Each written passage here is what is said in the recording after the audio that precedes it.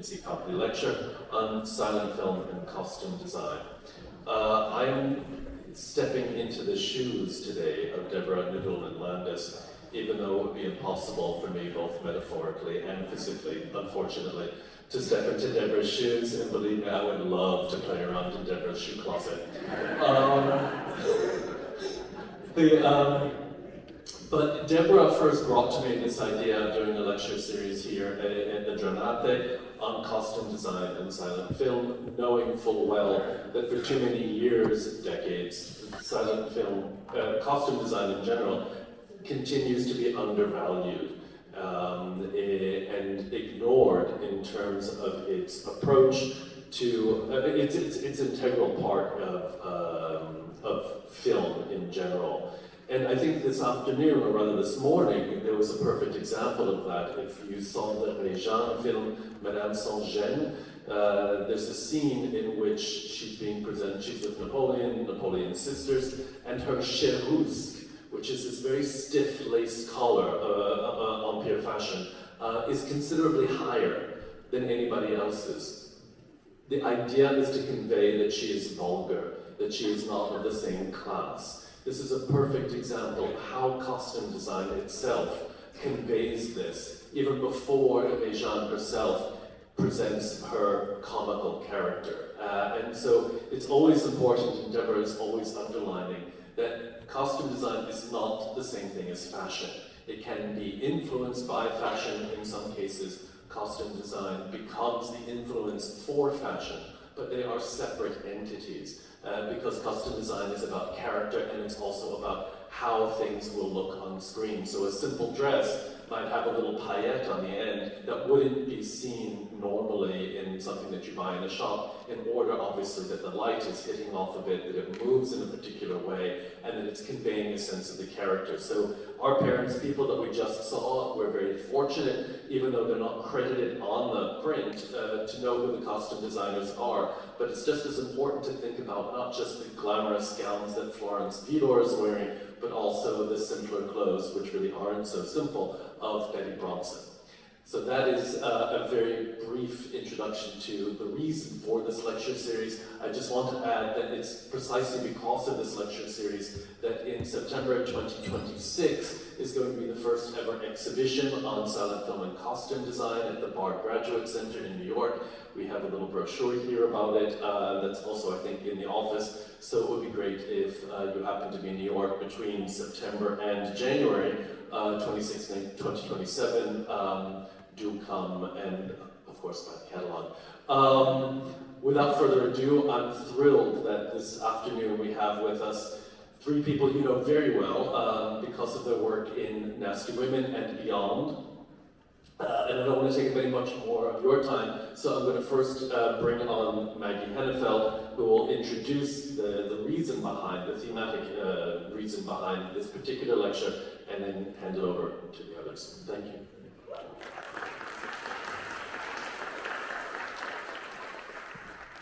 Can everyone hear me? Excellent. Thank you so much, Jay, for that generous introduction. And thank you all for being here during Aperitivo Hour, no less. We're so sorry Deborah can't be here in person. She will most definitely be here in spirit. A kind of brief anecdote about how this all emerged. I actually first met Deborah at a conference on anonymous labor at the University of Santa Barbara last February, where we sort of connected initially over, of all things, my own costume.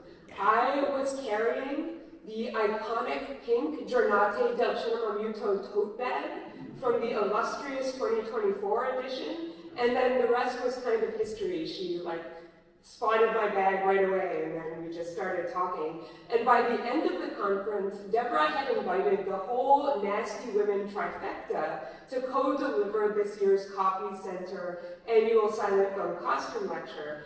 And I have to say, this invitation has completely transformed the way that the three of us view the films and the materials, and certainly the characters in the Nasty Women collection. Costume design was kind of right under our nose the whole time.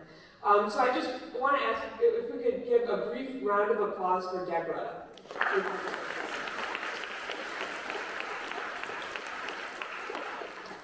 Deborah, you're very missed, which I can say because this is going to be recorded and then it'll be sent out. So just a sneak preview of today's festivities. We're each going to give a short presentation on the very important and timely theme of dressing for chaos.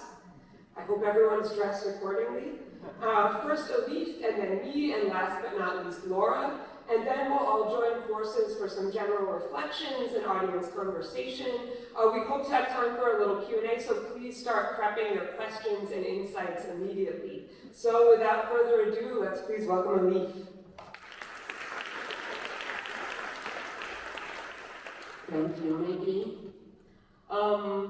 Yeah, let's jump in immediately. So I think, as Maggie said, we kind of overlooked. We talked about everything about Nasty Women except the costumes, maybe.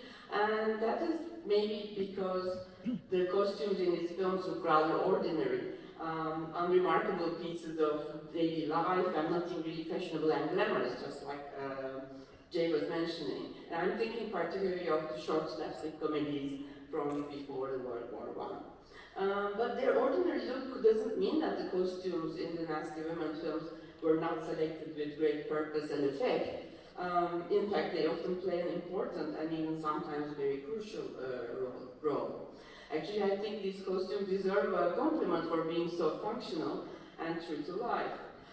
In my part of the lecture, I will be using stills and clips from the Nasty Women films, alongside a number of original postcards and illustrations from the time that I just came across on the internet, also on auction sites or other museum collections. And I hope at the end you will agree with me that the costumes were indeed rather spot on in their representations of the ordinary daily life of before the World War. Yeah. So in this lecture, I think none of us will go into the question of who the costume designers for these films were. It is hard to know this kind of detail around the films when we barely know who the actors are, and plenty of actors are unknown still on the DVD set. And so really, it's hard to expect, I think, us talking about who the designers were. But as Film Archive is working today, the recognizable type and character costumes are really helpful, for example, to identify the films in a number of ways. As the co-curator of the Cine Nomine strand here at the Giornate, you can guess that film identification really matters to me. So I'd like to use the costume as a means of film identification as well. So I'll just give an example of Fazenda as kind of a counter-example. She's not on the DVD set, unfortunately, but this is an example where actually I think we all recognize her when she's in costume, really. As you can see from several films, just grabbed some frames, but she consistently appeared on screen in this kind of country group maid costume with the quirky hair especially. That's very recognizable, whereas I don't think I might recognize her if she was in her natural self. So this is a moment where an actress suddenly becomes recognizable to the archivist thanks to her on-screen look and costume. So really the truth is the costumes matter. The costumes are also helpful to understand various things, the characterizations, and for example here, you all know Leontine.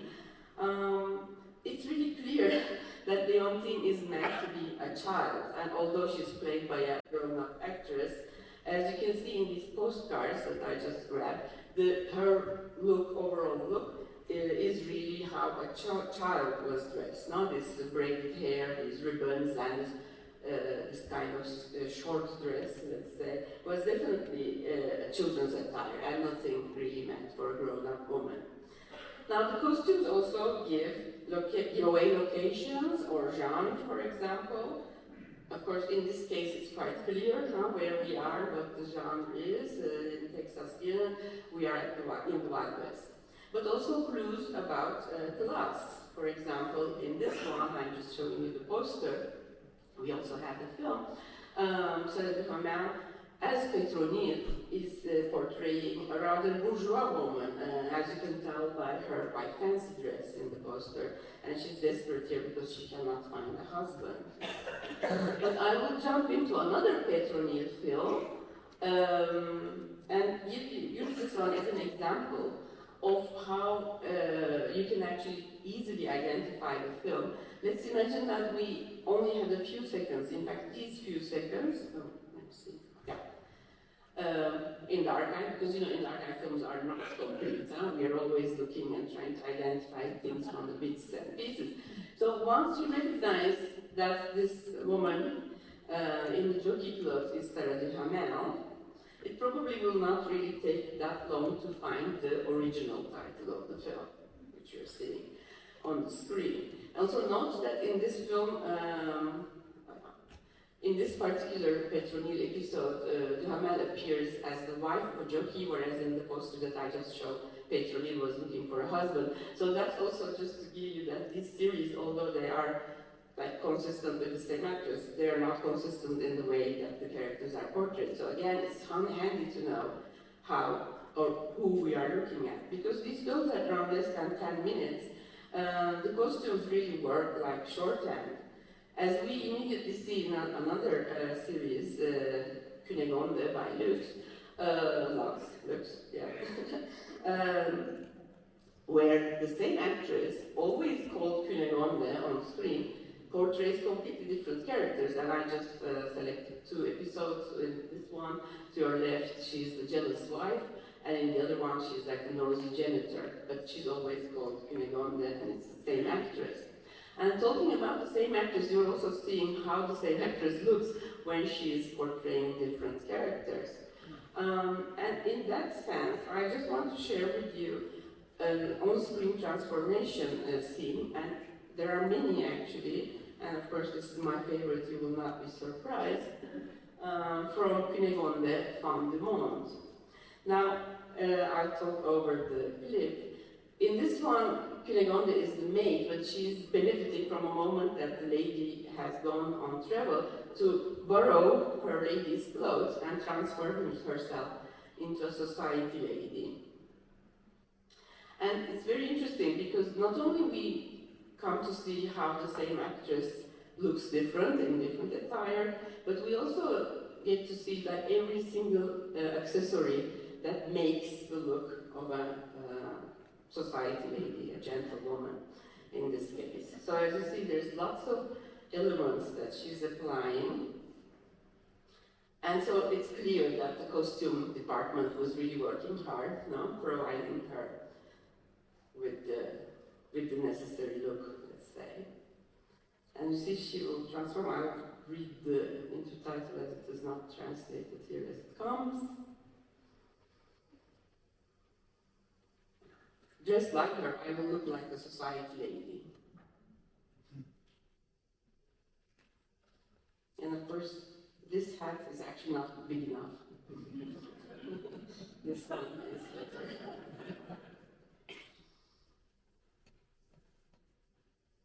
So now you see we have seen every single element that goes into dressing a society lady on screen. Including that.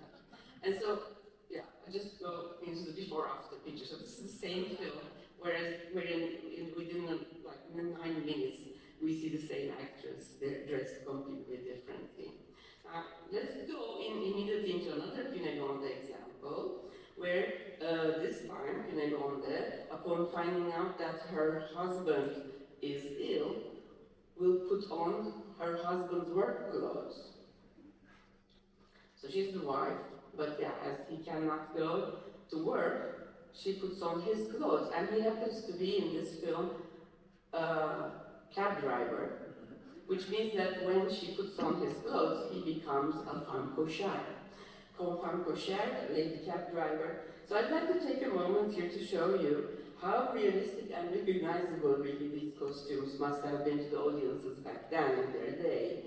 As you can see, this is the poster of the film to the left, and to the right we are looking at a postcard of a real femme cochère, who were the female coach drivers who, starting from 1907, became immensely popular in Paris, sparking a hype to the point that the first group of female taxi drivers became celebrities that were known by their own names, as you can see on the postcard, and hundreds of postcards were made and sold around them.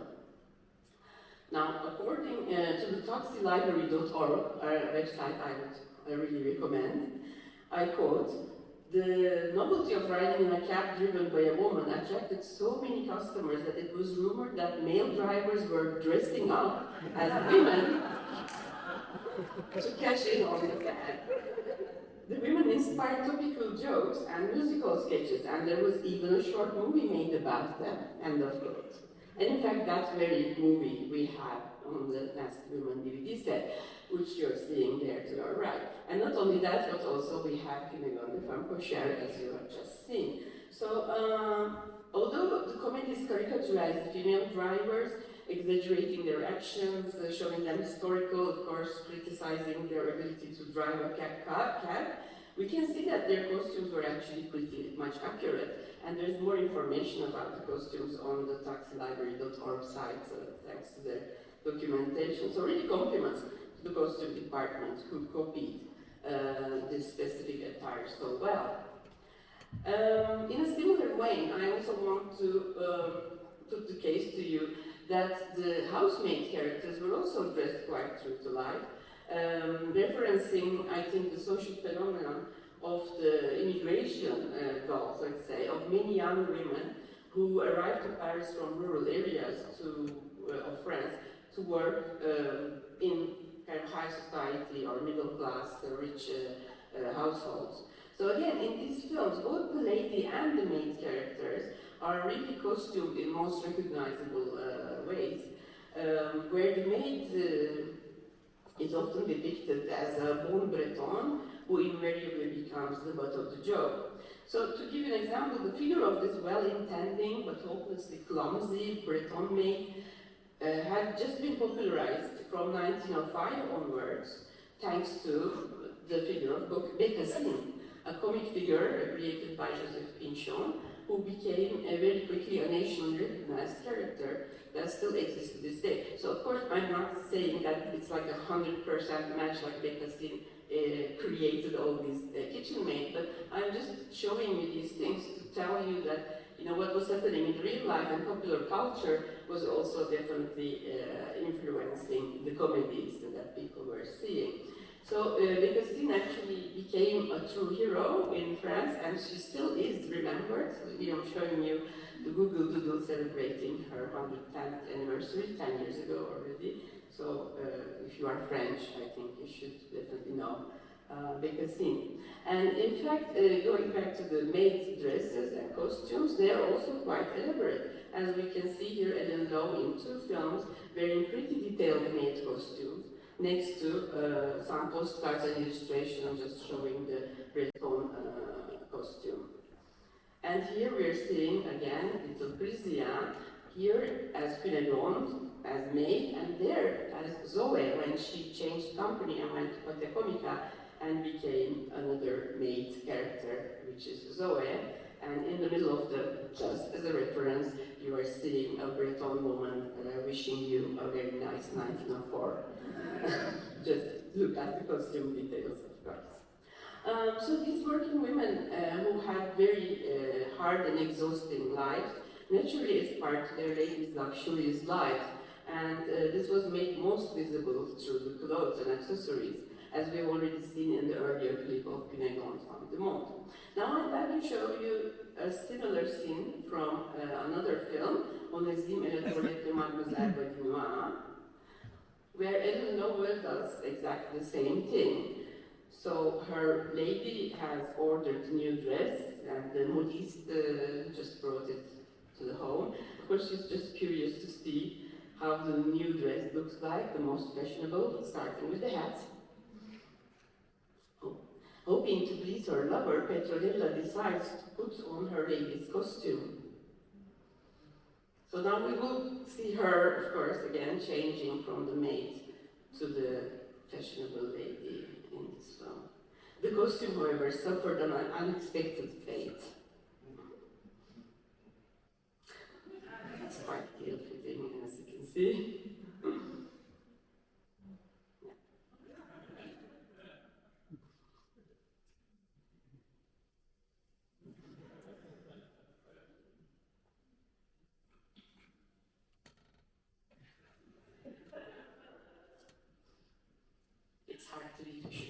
we all know, you have to suffer a little bit.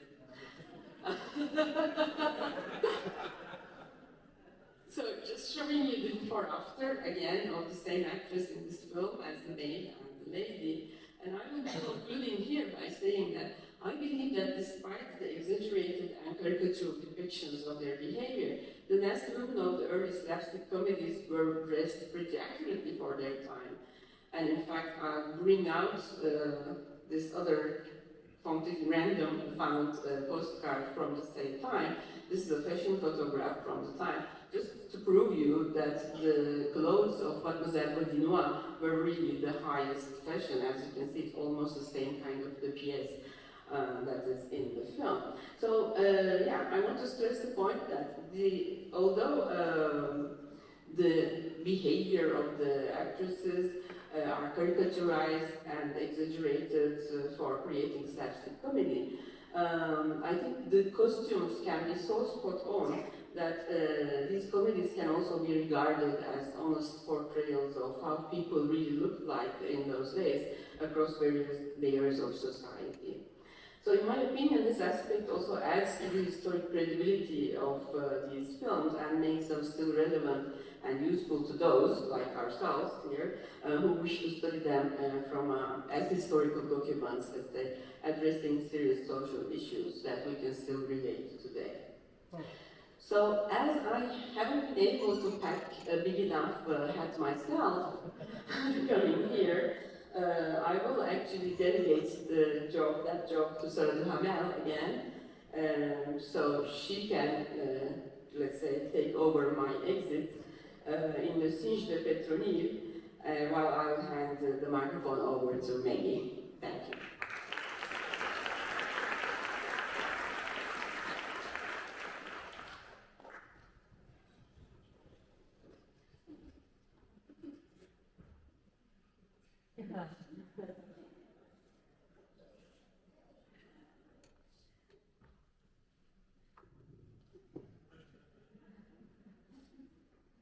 Thank you, Elif. So my presentation is titled Stop, Drop, and Roll, or How to Weaponize Nasty Fashion Against the Patriarchy. And I want to open by echoing Elif's really important point about how nasty women costumes reflected the way women at the time actually dressed, not just in spite of the exaggerated and caricatured depictions of their behavior, as Elif put it, but precisely because of this, because women themselves were often ruthlessly mocked for the absurd excesses of their clothing. Truly, women's fashion was subject to vicious ridicule in the late 19th and early 20th centuries. For example, we all know about the sadistic brutality of tight-laced corseting, as depicted in more recent feminist period pieces such as Sally Potter's Orlando and Jane Campion's The Piano. But less attention is paid to the incredible hazards of crinoline petticoats.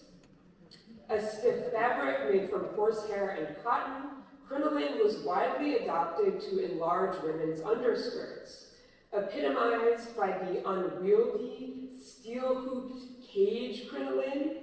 Its use remained ubiquitous in the design and iconography of silent film costumes. And in fact, I think you could even make the argument that crinoline fashions were even more flammable than nitrocellulose, as evidenced by the ongoing mini-epidemic of female spontaneous combustion due to crinoline. While Mary Jane explodes out of the chimney after pouring too much paraffin wax onto the fire in Mary Jane's Mishap, many women gave up the ghost to crinoline conflagrations, as they were derisively called at the time. In one notorious incident, two elegantly dressed young women, and I'm quoting from an article, outfitted with an abundance of the expansive crinoline material, were crossing the street in the most fashionable and crowded part of the boulevard in Paris, when one of the women was suddenly seen to be in a blaze of fire. Apparently, a man's lighted cigar had rolled under her dress, while she was seated in a cafe, but, and this is another quote, the balloon-like form of her skirts and the confined air delayed conflagration until she got up. A New York Times article on the perils of crinoline reported that an average of 3 deaths per day can be attributed to crinoline conflagrations. Well, Catherine Beecher and Harriet Beecher Stowe advised women that if your dress catches fire, do not run, but lie down and roll until you can reach something in which to wrap yourself tight. Simply put, stop, drop, and roll. Controversies about the lethal excess and punitive absurdity of female fashion conventions, as many of you are probably aware of, really reached a head early into the silent film era, not just on screen, though of course also there, but in the seats of the Nickelodeon theaters.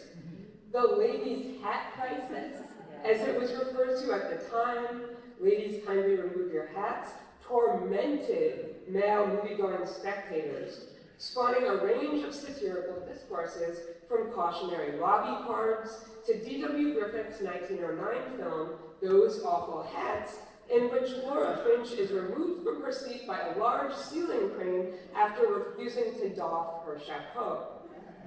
As one aggrieved spectator commented in the moving picture world in 1908, the title Voice from the Dead was announced on the board, but I cannot say what was shown on the screen, as said screen remained hidden from view by a solid wall of the finest display of millinery.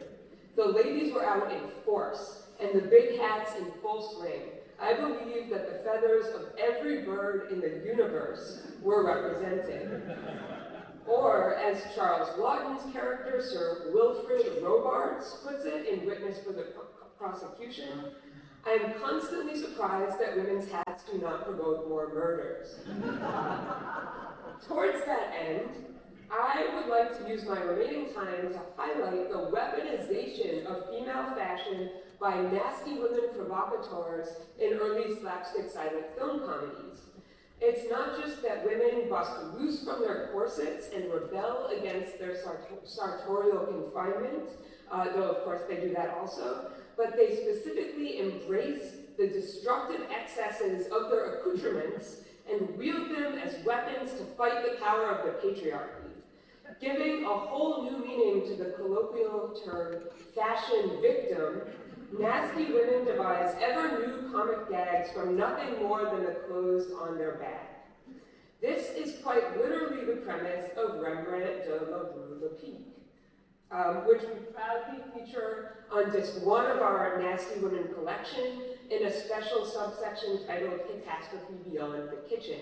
It follows Catastrophe in the Kitchen. This time we're beyond the kitchen with our catastrophe.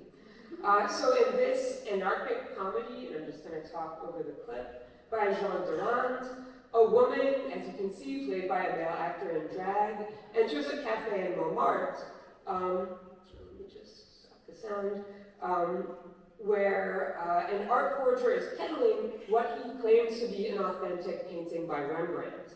So the lady orders an absinthe, and naturally our girl sits on the painting, which adheres to her derriere, causing all hell to break loose. And she's like, leave me alone, I don't care about your painting, I just want to drink my absinthe. And they're like, no, that's a Rembrandt. I think I was a silent film narrator in a past life. Fresh? And then there she goes. And she just, beats up everyone in the cafe. And obviously the angry mob kind of congregates and I don't know, they chase after her across pretty much the entire city of Paris.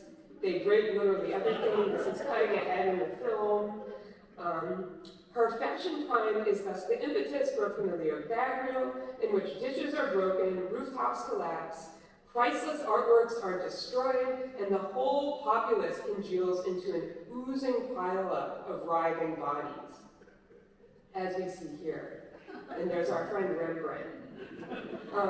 It's especially interesting, I think, that the nasty woman's genderqueer identity intersects with the crisis of authenticity signified by the Rembrandt painting, which of course turns out to have been a copy or a dupe all along. At the end, another artist materializes and he's like, no, of course that's a fake Rembrandt. Only I have the real Rembrandt and I'll give you a really good deal on it. So her wardrobe malfunction unleashes a whirlwind of destruction that renders the actor's assigned gender no more meaningful than the art dealer's claims to originality amid modernity's sideshow of commoditized reproductions. In other words, in art as in gender, authenticity is very slippery. So in a similar vein, Zoe, an unruly housemaid played by Elif's favorite nasty woman, little Chrysia, Zoe acquires a magic umbrella she steals from a magician, and the umbrella instantaneously reproduces any object she wishes, but then that object is, of course, overproduced in catastrophic abundance. So, in one instance, as we just saw, Zoe covets the elegant chapeau of a nice, non-nasty woman seated on a public bench, whose own tasteful hat noticeably contrasts from Zoe's ostentatious quill. As you see, the set is flooded by a plague of hats that hail down from the sky and basically make the whole scene uninhabitable. It's literally raining hats. And this absurd deluge vividly evokes what Lauren Berlant, in a very different context, theorizes as affective flooding, when the impossibility of desire overwhelms any object that might give shape to it, to that desire or feeling, such as a hat or even a chair or a broom. The running gag of the film is that Zoe's wishes are actually too practical. For example, she breaks a chair and then conjures a new one, but instead of getting a single, actually well-crafted chair, she's violently bombarded by a surplus of shoddy inferiors that, again, rain down from the ceiling. Much like the dancing table that Karl Marx invokes to explain the difference between use value, what's useful, and exchange value, what's profitable, in the commodities chapter of Das Kapital, because obviously no costume lecture is complete without quoting Karl Marx. Zoe's magic umbrella transcends sensuousness, right? It exceeds its material use in relation to all other commodities. It stands on its head and evolves out of its wooden brain grotesque ideas far more wonderful than if it were to begin dancing of its own free will. And this gif on the left is entirely unrelated to Karl Marx. It's again Sarah Duhamel from a film in our set called Rosalie's Phonograph, but there are tables that dance of their own free will in this film, so I thought it was iconically appropriate. But just pivoting back to Zoe and sort of loosely paraphrasing Marx, the magic umbrella is an abject nightmare that Zoe accidentally weaponizes against her exploitative labor conditions. To drive home the umbrella's total uselessness, the film itself ends with an apocalyptic downpour of water.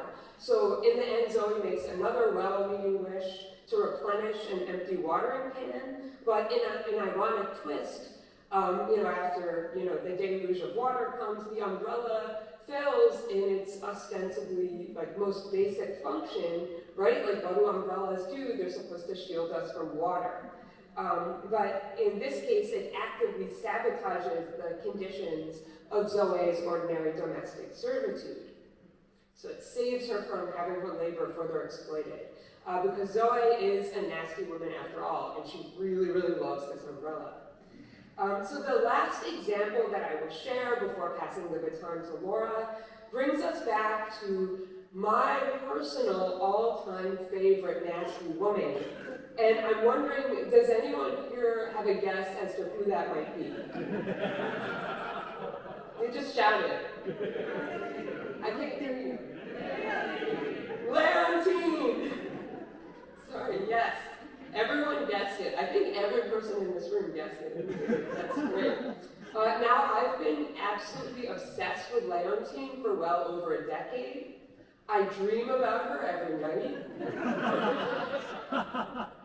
And I even once dressed up as her for Halloween. You may have spotted her in this very festival as the cook Fémi Incognito in Louis Feuillard's parody of Les Vampires, co-starring Musadora, La Gordette, Gentleman Cambrioleur, which just screened yesterday, right before Jane Gaines's provocative lecture, about the work that she and Kate Saccone are doing for the Women Film Pioneers Project, and imagining only women in silent film history. Brief side note, Elif doesn't actually think that woman is Leontine, or she's not 100% sure. So Jay suggested that the only way to resolve this conundrum, because I'm 100% sure that's Leontine, is for us to film ourselves having a pillow fight with feather pillows and for it to go viral. So I don't know. There's a reception afterwards, so we'll see what happens.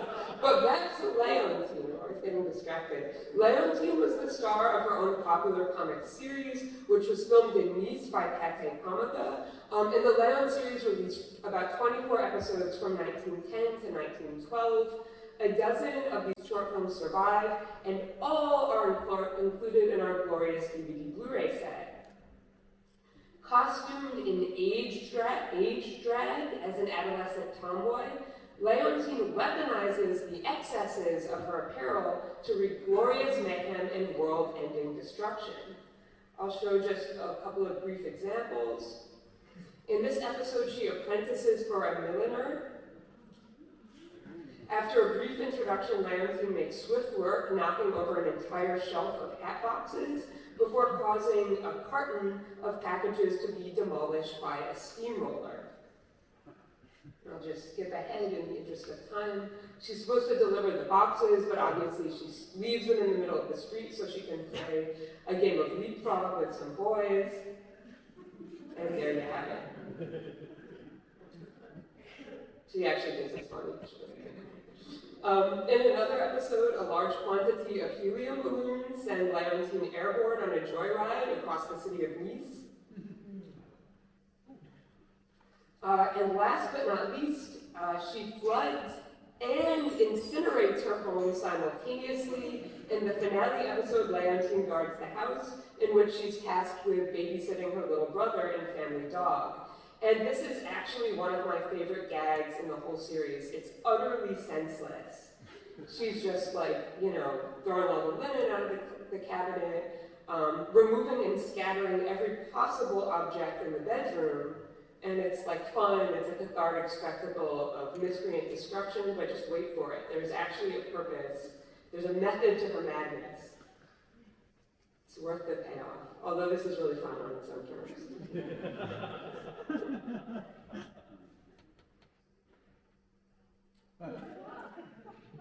My girl.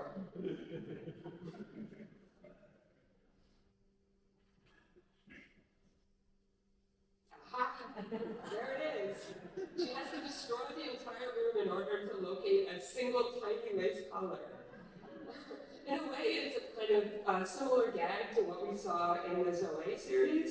In both cases, the character's determination to possess a very particular article of clothing can only come at the cost of demolishing the entire world around him.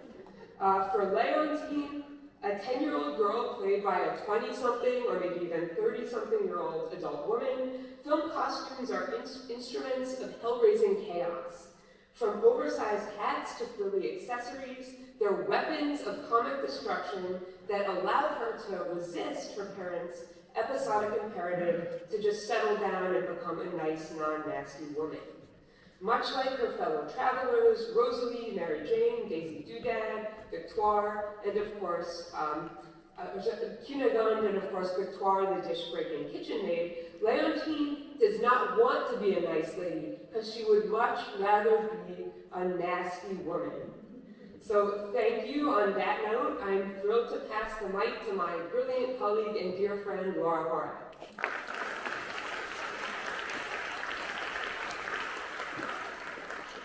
Thanks a lot, Maggie. All right, folks, if you're curious to hear more about what I'm going to present today, I am publishing an expanded version in the catalog for the exhibition that Jay mentioned, Goddesses in the Machine, in New York in 26 and 27, curated by Michelle Tolini-Finnemore, who gave this very lecture in 2022. So you can check it out. Also, Mr. Jay Weisberg has an article in the collection as well. All right. Film scholar Miriam Hansen argued that women in the 1910s used movie fandom as a field in which to share their unfulfilled desires and discontents. And cultural studies scholar Elizabeth Wilson shows that fashion, too, acts as a vehicle for fantasy. Women performers who adopted masculine-style clothing in silent era films enabled a particularly potent type of fantasy for women, that of new forms of agency, power, and freedom, including physical freedom, but also new possibilities for the fluidity of identity. As people moved out of small towns and into big cities near and far, they had unprecedented opportunities to reinvent themselves, not only with new personalities, but sometimes also with new gender, new race, a new class, and new regional identities. Historian Peter Bogue, for example, documents that many people in the American West between 1850 and 1920 who lived as genders different from the ones that were assigned to them. In Hollywood, a certain fluidity of identity was de rigueur, as, for example, director James Younger Johnson recast his mostly African-American heritage as indigenous Ho-Chunk and adopted the name James Youngdeer. White American actor Josephine M. Workman likewise declared herself Seminole and adopted the name Mona Darkfeather. Actor Theodisa Burr Goodman from Ohio became Theda Bara, a supposedly Egyptian-born vamp, and the British Muriel Harding became the Russian Olga Petrova. As gender was imagined to be one of the most natural and thus unchangeable boundaries, changing genders in a film was considered a particularly impressive acting feat. What's more, changing genders, either through disguise or cross-dressed casting, it was often accompanied by changes in class, region, and sometimes even race, as when Ho-Chunk actor Lillian St. Cyr, also known as Princess Redwing, disguises herself as a white male cowboy in The Red Girl and the Child. I'm going to show you this scene. So there she is. This man's young child has been kidnapped, and she's trying to convince him to let her go after the kidnappers. But she says in order to do that, she needs some help from the cowboys. And she's right now wearing a buckskin dress that she designed and made herself. Now here she is dressed as a white cowboy.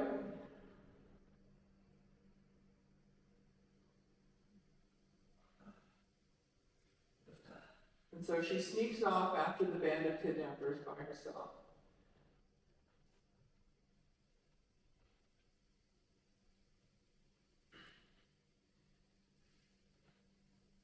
And you can see how the pants and the rest of her outfit lets her kind of sneak around better than she could in a dress.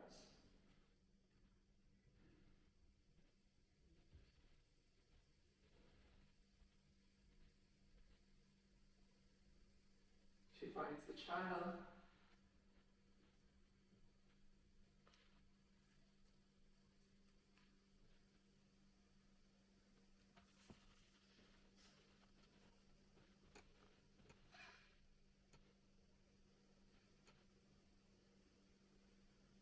This guy actually gets a really long death scene, but I cut it there. Let's keep going. Okay. So watching films invited audiences to imagine themselves inhabiting different kinds of bodies and living different kinds of lives. But watching actors radically shift identities intensified these imaginative opportunities. I argue today that women in masculine clothing acted as possibility models for a generation of women viewers who are experiencing enormous cultural change. Various types of clothing, from bib overalls to English riding outfits, Western attire, and blazers, offer different visions of physical and social power and transformation. One of the major benefits that men's and masculine style clothing offered women was physical comfort and freedom of movement. As we heard from Maggie, in the late 19th century and the first years of the 20th century, women's clothing typically included a corset and many layers of underclothing, as well as a dress or skirt that reached the ground. Even if these garments fit well, they constrained a woman's range of movement. Long skirts picked up dirt, caught on things, and as Maggie mentioned so vividly, they sometimes even caught on fire. On the other hand, bib overalls, originally designed for workmen, offered the exact opposite experience.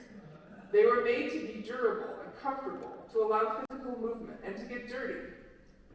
In 1904, Chicago philanthropist Frances Crane Lilly exhorted her fellow club ladies to, quote, put girls in overalls, urging them to, quote, make Buster Browns of lace-bedecked, frilled and tucked little daughters, cut their hair short, put them in overalls, and do not let them realize that they are not of the same sex as their brothers. Elaborate clothes keep the little girl from muscular development. They retard healthy physical and mental growth. Though proponents of overalls, like Lilly, emphasize their health benefits, cinema, not surprisingly, capitalized on them as visual spectacle. For example, the Selig Polyscope Bulletin promised that their film, The Girls in Overalls, would display 7 sisters on a ranch in Gunnison, Colorado, doing farm labor in overalls. The film comedically juxtaposes the girls' apparently masculinity with their persistent femininity, and sadly the film is presumed lost, but if any of you guys find it, please let me know. Towards the mid-1910s, overalls began to signify a youthful tomboy identity in the movies, or, in the lingo of the time, a hoyden. Hoydens in overalls included, for example, Mary Pickford in Rags, and Billy Burke in Peggy. English writing habits, too, enabled physical freedom and athleticism, while also indicating a high-class status associated with Britishness. This that you see here is an outfit owned by Gloria Swanson that will be in the Goddesses exhibit at Bard. Writing habits emblematize upper-class female independence. For example, in the Gloria Swanson comedy The Danger Girl, we first see the film's antagonist, Helen, the so-called Danger Girl, wearing a long riding jacket, wide jodhpurs, tall black riding boots, and a bowler hat. Breeches were also worn behind the camera. For example, in this 1916 photograph of Marjorie Ordway in Photoplay announced, "This is the new fall style," and camera, quote, "men." Likewise, costume designer and actor Margaret Whistler appears in jodhpurs and a button-down shirt and tie, sawing a piece of wood as head property woman in a 1919 picture play magazine profile of women taking over men's jobs during the war. These outfits positioned women as both modern and capable, while their connection to colonial and upper-class dress codes hinted at their continued access to privilege and respectability, even as they blurred the lines of gendered labor. In the early 20th century, the frontier represented a powerful vision of American identity. U.S. politicians, writers, and artists pointed to the frontier as the space where Americans had proved and could continue proving themselves to be a vigorous, strong, and healthy white race, distinct from Europeans. Audiences inside and outside the United States were particularly fascinated with cowboy girls, and I originally got that term from Richard Abel's work. Shooting, roping, and riding cowgirls stampeded across the page in popular dime novels that mythologize real-life figures such as corset-wearing sharpshooter Annie Oakley and cross-dressing daredevil frontiersman Calamity Jane. Oakley, Jane, and other women performed in Wild West shows, and beginning in the late teens, in rodeos. Cowboy girls offered a unique draw for domestic and foreign audiences across social classes, combined with opportunities to admire the American landscape. For women viewers, cowboy girls offered fantastical visions of women's strength, courage, physical freedom, and independence. All of those serial queens that you saw in Jane's presentation yesterday are examples of this kind of athletic heroism. However, these women heroes demonstrated not only female emancipation, but also a nationalist ideology that celebrated white Americans and their domination of indigenous and Mexican people and land in the recently conquered territory. Films featuring women in masculine Western garb may have helped shift the association of masculine styles from East Coast feminism to the American frontier, thus making it more palatable. In these films, women use guns and also horses, ropes, and the great fortunes earned from the cattle industry to wield power over the men around them. In essence, they borrow the tools of American imperialism to establish gendered power. Women in these films also disguise themselves as men, evoking the many people assigned female who did indeed live as men in the West. This practice was so common in Gold Rush, California, that one newspaper advertising for a lad warned, quote, "No young women in disguise need apply." Stop it, guys.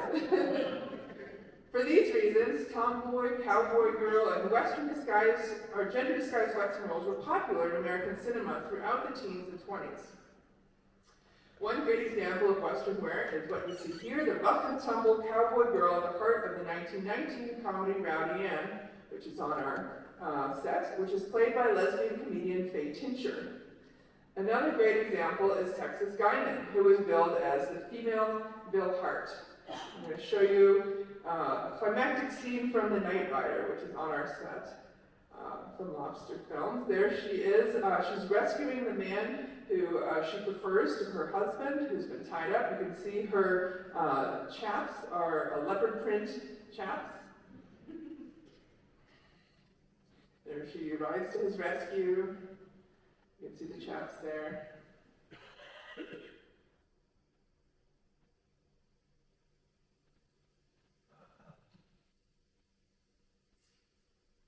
There we go. All right, so she saved the day while looking pretty great. So while most of the heroic women of the West in American silent films were white, Lillian St. Cyr, who we saw earlier, was one of the few indigenous women to star as a Western heroine. While white cowboy girls always on some level represented the triumph of American colonialism in the West, as an indigenous woman, St. Cyr's presence testified to the survivance of indigenous people in the face of this colonialism. Finally, we get to what might be the most well-known example of men's clothing, is tuxedos, tailcoats, and blazers. So while bib overalls, English riding habits, and Western attire were all motivated, at least in theory, by a practical need for physical mobility, masculine-styled formal wear lacked this rationale, but rather symbolized glamorous modernity and a devil-may-care attitude. But even before the androgynous stardom of Marlene Dietrich and Josephine Baker, U.S. movies used blazers to hint at lesbian identities. For example, in the short comedy, What's the World Coming To, also on the set, and it is set 100 years from now, when men have become more like women and women be more like men, and I will note that this starts next year, so are you ready? Several of the mannish women of the future look suspiciously like lesbians of the present, of the film's present.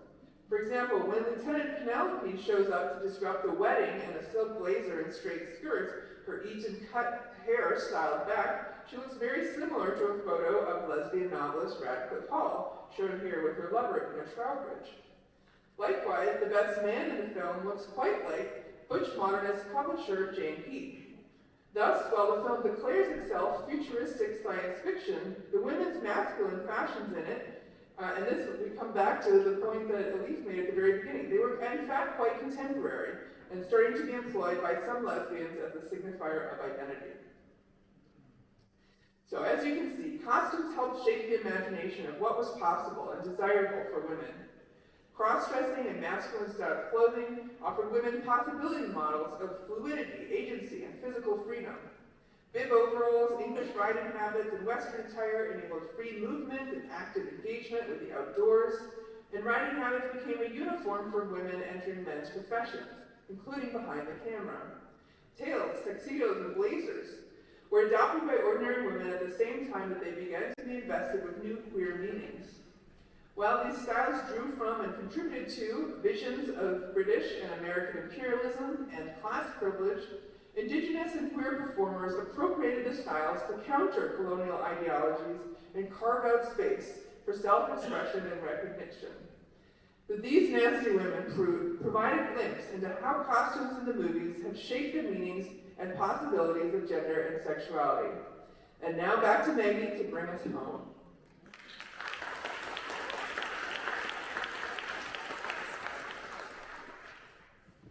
So just by way of very brief conclusion and to summarize the thesis of our kind of larger offering here, costumes are queen. They are the most important character on screen, no less so in film than in real life. Costumes allow us to establish our identity, to defy cultural constraints, and to experiment with new ways of belonging in the world. And so just given the indomitable power of clothing and costumes as vehicles for social change and historical movement, we have an incredibly urgent announcement for you right now, which is that you too can participate in the revolutionary resurgence of silent film era apparel. Here's the link to our exclusive online Nasty Women threadless shop. We have t-shirts, magnets, sweatshirts, buttons, and I'm thrilled to announce that our in-house Nasty Women designer is currently working on a mock-up for Texas Diamond leopard print chaps. QR code right there. Unfortunately, we don't have time for a Q&A here, but in good news, there's a reception that's like starting right now. It's in the little terrace across the street right by where you registered and picked up your festival badge. So your questions that you've been saving, let's just, hash it out over Prosecco and aperitivos. And thank you all so much for your time.